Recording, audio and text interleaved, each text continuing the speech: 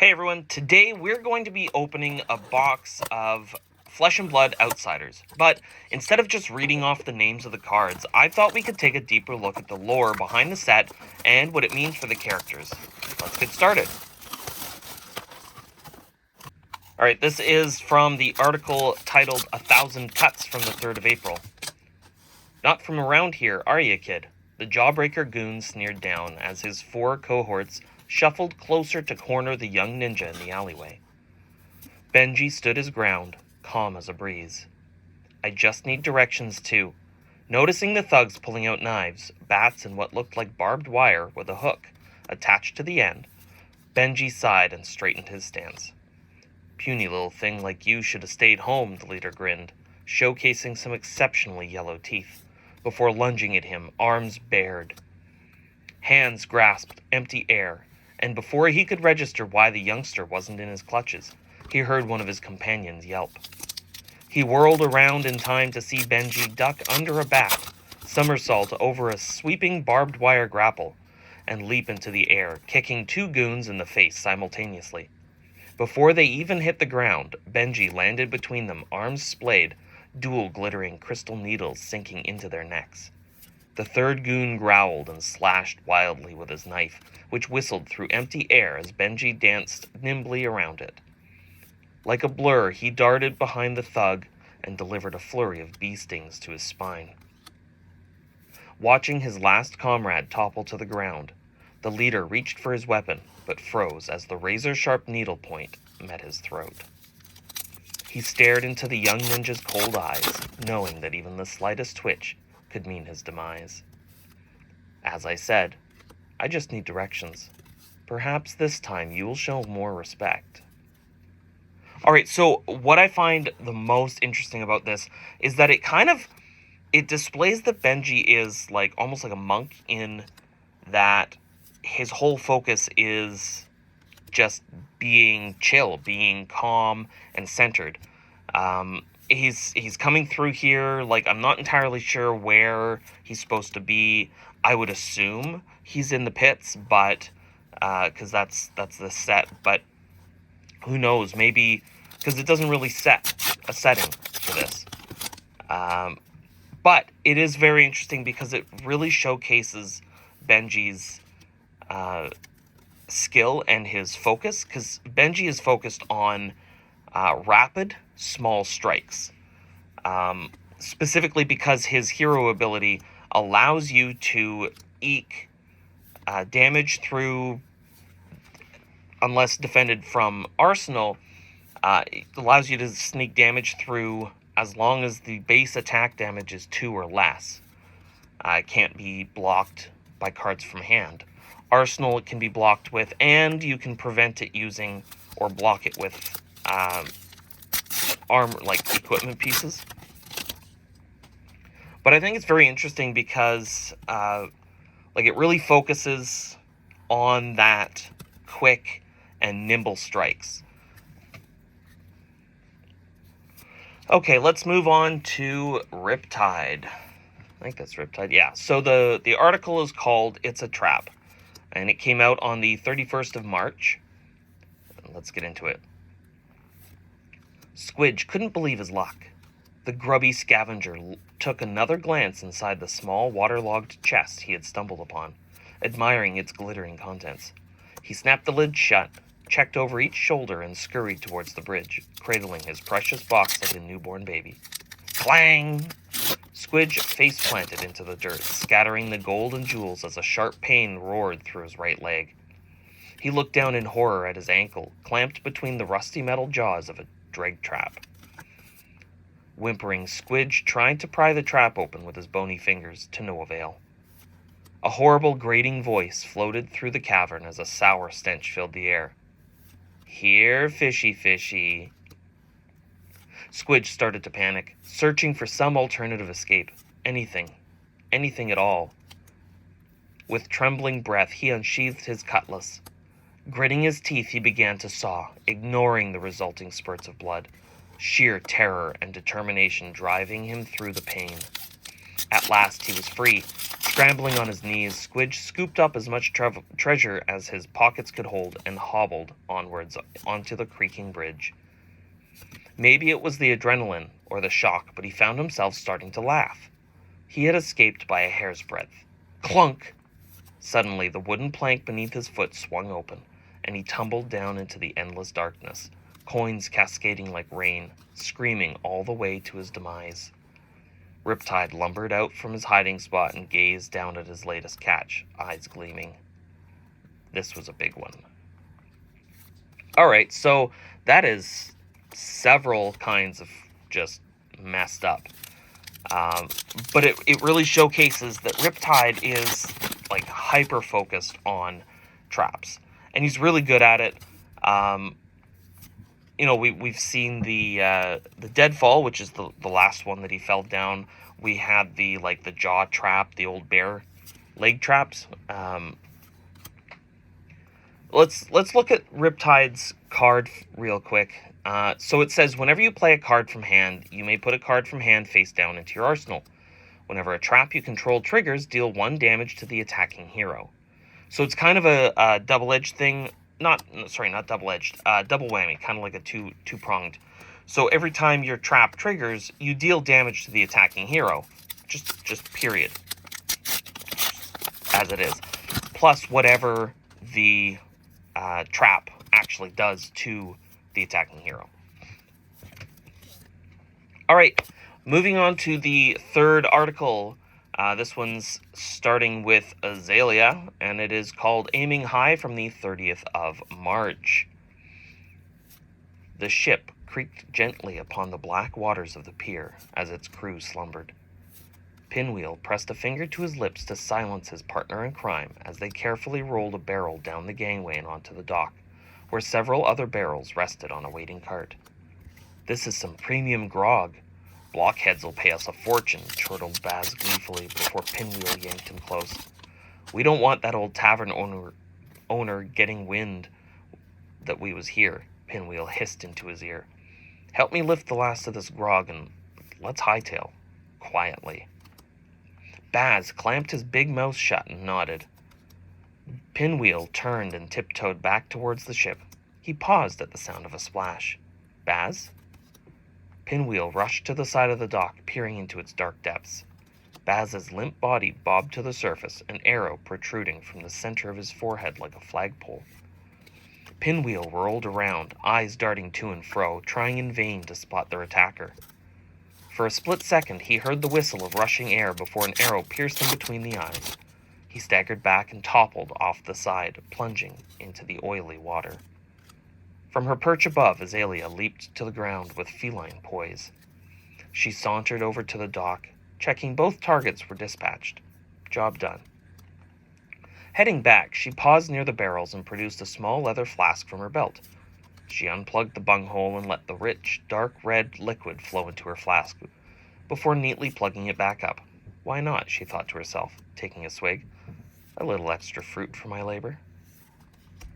Alright, I love the image that this is giving for Azalea. She's kind of this, almost like a vigilante hero. They're all heroes, but you know what I mean. She's doing vigilante, she's doing good work, but she's not just in it to stop crime or to fulfill the contract.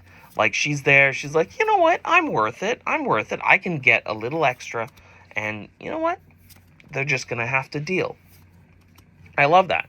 So let's look at what their card does. Azalea's card says, once per turn action, pay 0, put a card from your arsenal on the bottom of your deck. If you do, put the top card of your deck face up into your arsenal. If it's an arrow, it gains dominate until end of turn. Go again. So with dominate, it means that the defending hero can't defend with or play more than one defending card or defense reaction from their hand during this chain link. Which is, that's really the way that Azalea gets the damage through. So, one of the ways, I guess the primary way that you would do this is you would just swing with big attacks, right? Like an infecting shot for 5. I don't know of anything that does 5 or has 5 defense. sedation shot. We're talking about the red at first, right? So the sedation shot, and these are also really interesting because if it's got dominate, infecting shot, sedation shot, withering shot, they've all got like plague going on with them. So withering shot creates a frailty token, a sedation shot creates inertia, and infecting shot creates blood rot. And these tokens are like, they're a pain. They really are. But what's really interesting is if these are given dominate, you can guarantee that they hit, and you guarantee that the opponent gets one of these tokens. So it's kind of a double whammy, similar to the traps, and I think it really takes advantage of Azalea's overall abilities. Alright, so next one up, we're doing Uzuri. The article is called Bait and Switch. Came out on the 29th of March. Uzuri wiped the blood from her face and grinned at the common gang thug standing before her in the alleyway. The poor fool had his fist raised, ready to deliver another punch, but her gleeful reaction to his first blow caused him to falter, eyes darting wildly. "You don't know who I am, do you?" She spoke calmly, tilting her head to loosen the joints in her neck.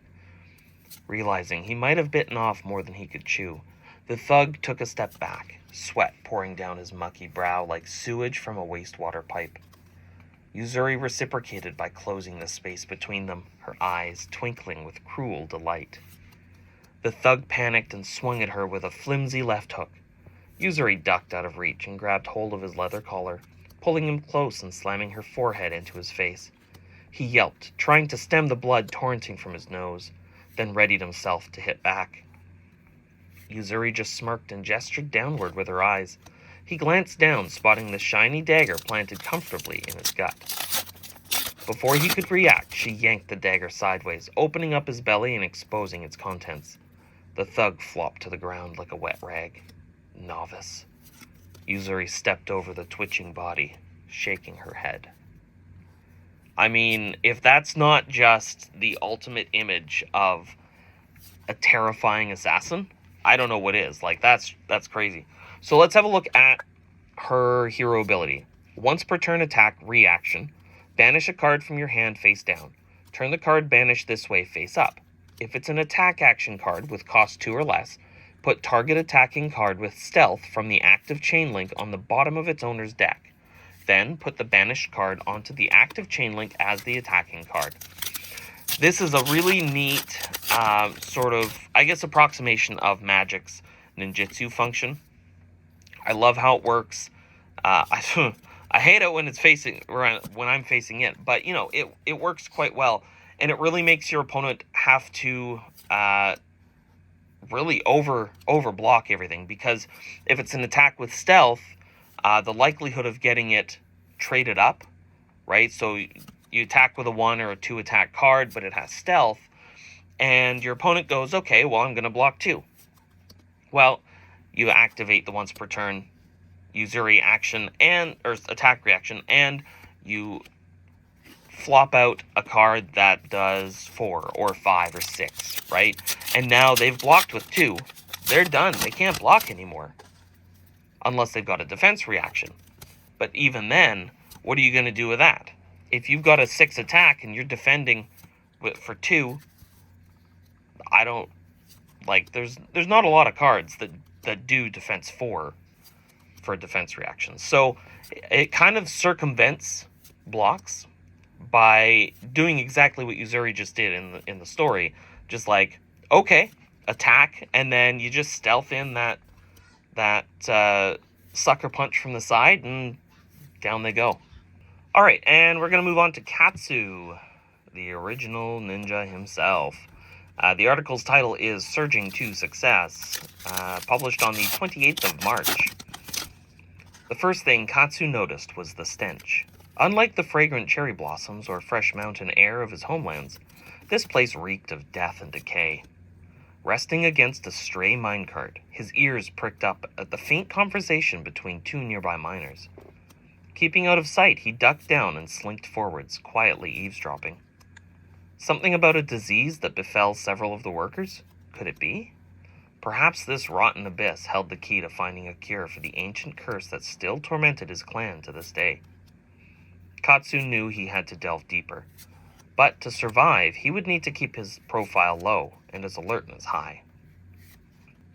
Alright, I really like Katsu. I love the whole concept of his card. So let's jump in here and read what his card does. The first time an attack action card you control hits each turn, you may discard a card that costs 0. If you do, search your deck for a card with combo, banish it, then shuffle. You may play it this turn. So it's kind of like getting well, you get a combo card out of it, really.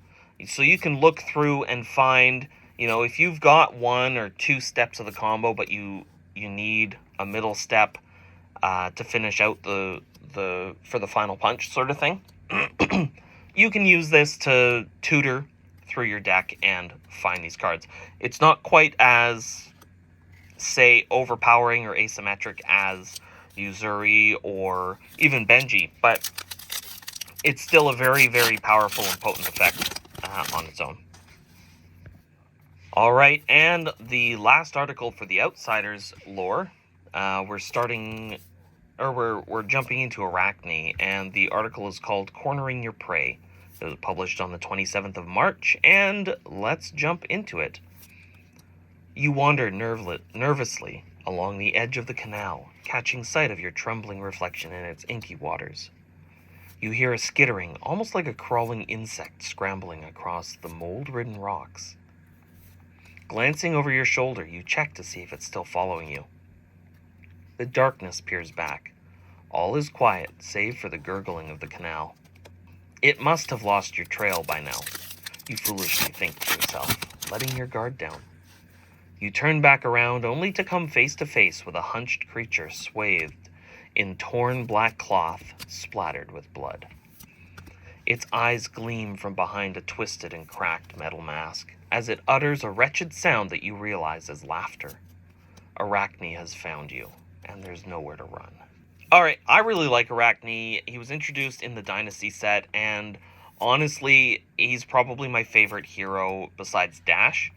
But he didn't really get a strong way to play until this set. So his card reads, your first attack with stealth each turn has go again, which is, that's pretty strong in and of itself. You swing out for, 2, 3, doesn't really matter, and you automatically get go again.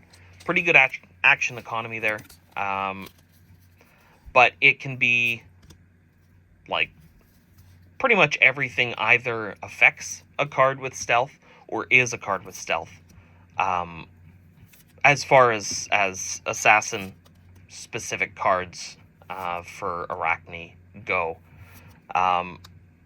Honestly, it's just a pretty straightforward, to the point ability, but it's effective, and really that's all that matters, right?